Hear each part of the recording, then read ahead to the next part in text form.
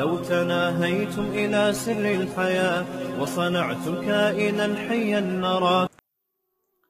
اگر کوئی کسی پر کفر کا فتویٰ لگائے حالانکہ اس نے کفر نہیں کیا تو کیا فتویٰ لگانے والا کافر ہو جاتا ہے؟ حدیث میں آتا ہے کہ جو کسی مسلم کو کافر کہے تو وہ فتویٰ اسی کے اوپر لوٹ کر آتا ہے. تو اس حدیث کے ظاہر سے پتہ چلتا ہے کہ وہ خود کافر ہو جاتا ہے. لیکن اس طرح کی جتنی بھی حدیثیں ہیں اس پر علماء کا محدثین کا اجماع ہے کہ یہ تشدید پر مبنی ہوتی ہے، کیونکہ کفر کی ایک ڈیفینیشن ہے اللہ کا انکار کرنا یا ختم نبوت کا انکار کرنا یا اسلام کے بیسک بنیادی عقیدوں کا انکار کرنا. تو جب تک کوئی انکار نہیں کرتا وہ حقیقی معنوں میں کافر نہیں ہوتا. تو یہ ایسا ہی ہے جیسے نبی نے فرمایا جو نماز جان کر چھوڑ دے وہ کافر ہو جاتا ہے. تو کیا مطلب؟ کام اس نے کافروں والا کیا. تو اگر کسی مسلمان کو کوئی کافر کہتا ہے تو اس کو تشدیداً کا مطلب یہ ہوتا ہے کہ اس کو ڈرانے کے لیے کافر کہا جائے گا اور یہ کہا جائے گا تو نے کام کافروں والا کیا ہے، لیکن سچی مچی کا کافر نہیں ہوتا اس سے.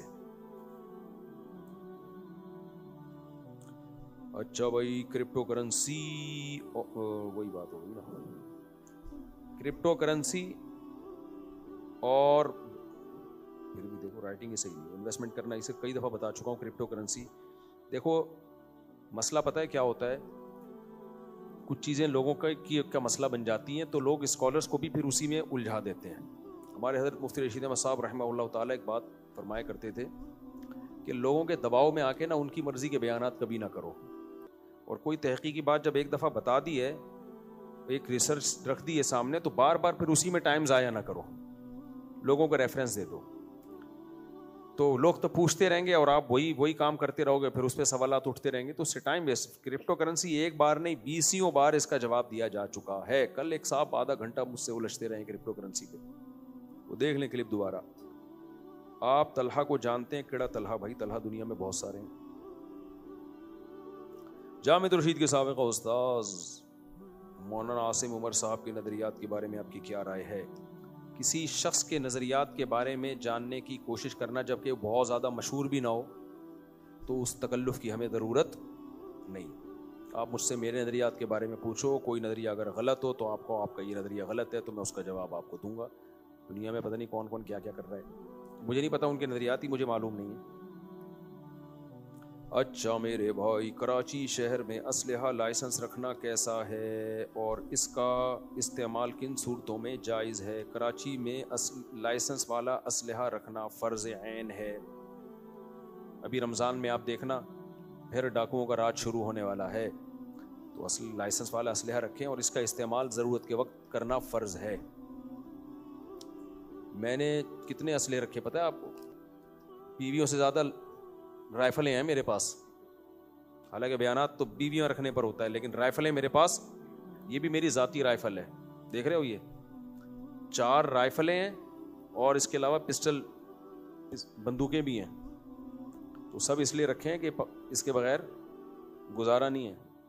اور پھر گفٹ بھی دیے 1-2 تو گارڈ کو میں نے اپنے، یار یہ میری پسٹل ہے، یہ تجھے گفٹ ہے، تاکہ کم از کم مجھ پہ تو نہ چلائے نا. اس کو یہ ہوگا کہ یار انہوں نے دی ہے، اس پہ نہیں چلائی جائے. میرے شوہر نے مجھ سے دوبارہ نکاح تمام شریعت کے مطابق کیا ہے. تمام شریعت کیا ہوتی ہے میرے بھائی؟ میرے 6 بچے ہیں، آپ سے یہ معلوم کرنا ہے کہ ان کی دوسری بیوی کا حق کتنا ہے، کیونکہ میرے سلسلے خواتین بیان میں آنا چھوڑ دیتی ہیں. ہر دوسرے بیان میں نا یہ سوالات آ رہے ہوتے ہیں. کیونکہ میرے شوہر نے مجھے اور بچوں کو گھر اپنا لے کر دیا ہے، دوسری بیوی کرائے کے مکان میں، ان کا کرایہ میرے شوہر ہی ادا کرتے ہیں. مجھے یہ بات پریشان کر رہی ہے کہ میں اور بچے دوسری عورت کا حق تو نہیں مار رہے. آپ پریشان نہ ہوں، یہ جو چیز آپ کے شوہر کے سوچنے کی ہے وہ آپ سوچ کے اپنا ٹائم ضائع نہ کریں. یہ وہ والا تقویٰ ہوتا ہے جو تقویٰ نہیں ہوتا، جو تقوی کے علاوہ کچھ چیزیں ہوتی ہیں. آپ کے شوہر کا کام ہے کہ 2 بیویوں میں برابری کریں. اگر ایک کو انہوں نے گھر لے کر دیا ہے تو دوسری کو بھی گھر لے کر دیں. اگر ایک کی ملکیت میں دیا ہے تو دوسری کی ملکیت میں بھی گھر دینا پڑے گا. تبھی میں نے کسی کو گھر دیا ہی نہیں ہے، کیونکہ مجھے 4 گھر میں کہاں سے افورڈ کر سکتا ہوں. یہ بھی ایک فائدہ ہے کہ ایک اگر کہے نا مجھے گھر لے کے دے، میں کہوں گا بھائی میں 3 گھر مزید لے کے دینے پڑیں گے، اس لیے کسی کو بھی نہیں دو. سیدھی سی بات، یہ فائدہ ہے. فائدہ ہے نقصان ہے تو اللہ ہی بہتر جانتا ہے. لیکن اب یہ تو خاتون جنہوں نے پوچھا یہ تو سوچنا چھوڑ دیں، آپ کو کوئی گناہ ملے گا. آپ کو آپ کے شوہر نے جو گفٹ دیا ہے آپ شوہر کی قدر کریں. ماشاءاللہ پورا گھر آپ کو دے دیا اس. باقی یہ دوسری وائف کا کام ہے وہ اب شوہر سے پوچھے کہ آپ نے اس کو گھر دیا تو مجھے کیوں نہیں دیا.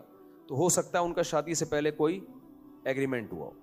اللہ تعالیٰ نے قرآن مجید میں کہا ہے کہ وَإِنِ امْرَأَةٌ خَافَتْ مِن بَعْلِهَا نُشُوزًا أَوْ إِعْرَاضًا فَلَا جُنَاحَ عَلَيْهِمَا أَن يُصْلِحَا بَيْنَهُمَا صُلْحًا. میاں بیوی ایک دوسرے کے حقوق سے دستبردار ہونے کے لیے کوئی ایگریمنٹ کر سکتے ہیں. سمجھتے ہیں کہ نہیں سمجھتے؟ بعض دفعہ آدمی کو پتا ہے یار میں ایک بیوی کو گھر دے چکا ہوں, اب میں دوسری شادی کروں گا, میں دوسرا گھر کہاں سے لاؤں گا. تو دوسری وائف کو پہلے بتا دے, وہ جھوٹ نہ بولے اس سے, بھائی میں نے پہلی کو گھر دیا ہے لیکن میں آپ کو گھر نہیں دے سکتا, اتنے پیسے میرے پاس نہیں ہیں. تو اگر اس شرط پہ آپ نے شادی کرنی ہے تو کریں, ادروائز میری طرف سے انکار ہے. تو جرم جب ہوتا ہے جب آپ دھوکہ دے کے شادی کر رہے ہوں. تو اگر ایسا کوئی ایگریمنٹ ہوا ہوگا ہو سکتا ہے ان کا آپس میں, اگر نہیں ہوا تو پھر دینا پڑے گا. لیکن پھر یہ نہیں ہوگا کہ آپ کا گھر بیچ کے دے, آپ کا گھر تو آپ کا ہو گیا, اب الگ سے کوئی محنت کرے اور دوسری والی کے لیے گھر بنائے. وہ ہوا و حرص والا دل بدل دے, میرا غفلت میں ڈوبا دل بدل دے.